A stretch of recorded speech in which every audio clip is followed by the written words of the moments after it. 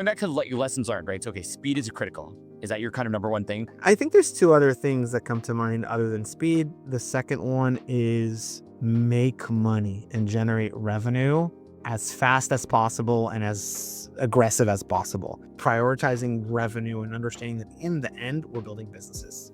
Like there's a lot of wrappers around it, and it's tech and it's venture back and startup and all. And then you're building a business, you're just scaling it very, very quickly. But at its core, the business has to work.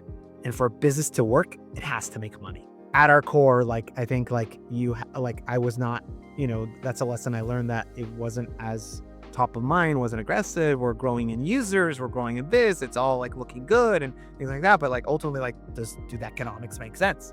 What's the CAC? What's the LTV? What's the revenue? What's like I would say that is probably the second thing that comes to mind. And then the third thing I would say is more on a personal note is like focus on what matters. There's a lot of noise, a lot of noise in the company, in the business. And as a founder, you can get drawn in 100 different directions. It's like focus on the things that move the needle. If it doesn't move the needle, it doesn't matter. So how do founders get good at that? So this is actually a pet peeve of mine, by the way. So one of the things I talk about a ton in the focus of my company, Chore, is we take on the back office operations, right?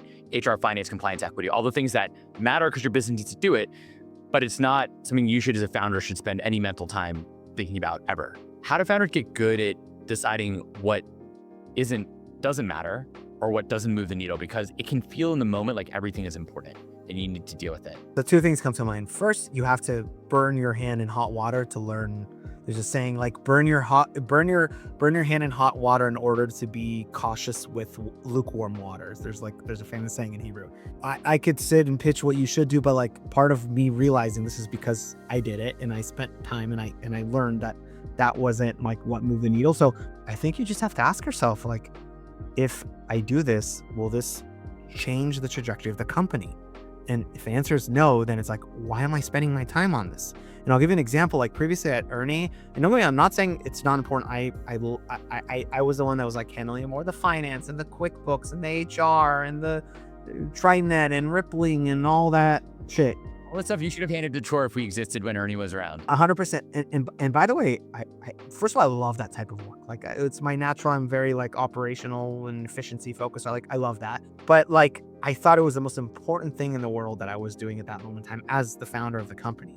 But ultimately, like the company didn't land where we wanted to land and it wasn't the outcome. And I asked myself, the fact that I was really good at that or did it really well, or like, did that change the outcome of the company? And the answer is no.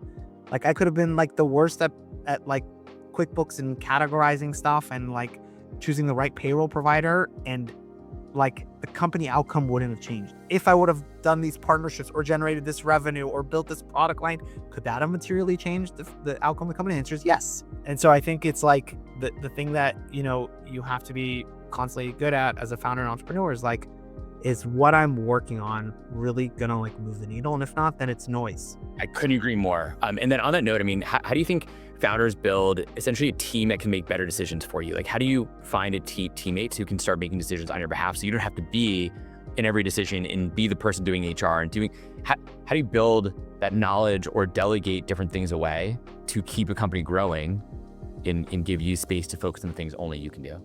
Yeah, I don't have a good answer for you. It's mainly like hiring the right people.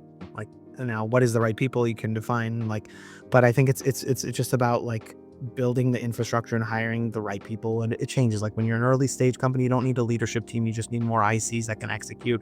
As you grow, you start to think about like the leadership team.